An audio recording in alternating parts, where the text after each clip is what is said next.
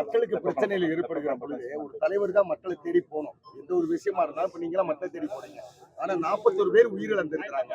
பாதிக்கப்பட்ட குடும்பங்கள் ஒரு தலைவனை தேடி போறாங்க. இந்த அரசியல் எப்படி சார் பாக்குறீங்க? என் தம்பியே அதுல குறிப்பிட்டிருக்காப்புல, வரலாறு திரும்புதுன்னு. இது மாதிரி இது ஒரு வரலாறு திரும்புதுன்னு வச்சுக்க வேண்டியதான் நீங்க. இது நீங்க ஆதரிக்கிறீங்களா, எதிர்க்கிறீங்களா? இது தவறா சரியா? என்னிலும் இளைய என் தம்பி தங்கைகளுக்கு சொல்ல வேண்டியது மூத்தவனா என்னுடைய கடமை. அதனால சொல்றேன்.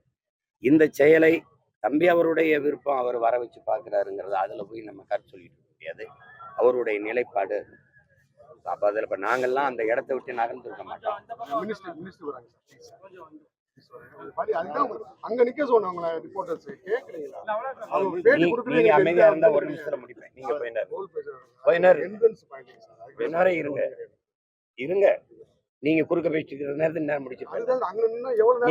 நீங்க பேசுற நேரத்தில் நான் பேச முடியும். அதனால அது அவருடைய விருப்பம். அதுல போய் நம்ம கருத்து சொல்ல முடியாது. இது இதையே பேசி நீங்க எங்களுடைய பெருமைமிக்க எங்கள் வீர பாட்டனாரின் பெரும்புகளை வீரப்புகளை போற்றாது போயிட போறீங்க. நீங்க அதை பேசுங்க. இந்த நாள்ல இதையே பேசி இதையே தோற்று போன ஒரு சமூகத்தில் தேவையற்ற செய்தியை தலைப்பு செய்தி ஆகுங்கிறான் ஆண்டன் சொக்கேங்கிற அரசியல் எழுத்தாளன். அது மாதிரி இதை போய் தலைப்பு செய்தி ஆக்கிறாதீங்க. வணக்கம்.